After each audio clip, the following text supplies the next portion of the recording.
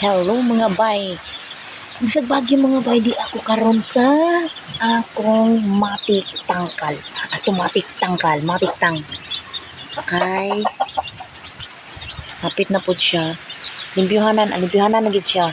Mga bay, oh, kandang na siya iti sa ilalom. Kanin din hinapita mga bay. Mo ni siya bombahan og tubig para adto dito sa loyo ang iti. Ya, ang loyo sa loyo. Ano ang iti, no? Sanggat ang iti sa ibabaw nga bahin mga bay aron di siya molusot diri sa ilalom.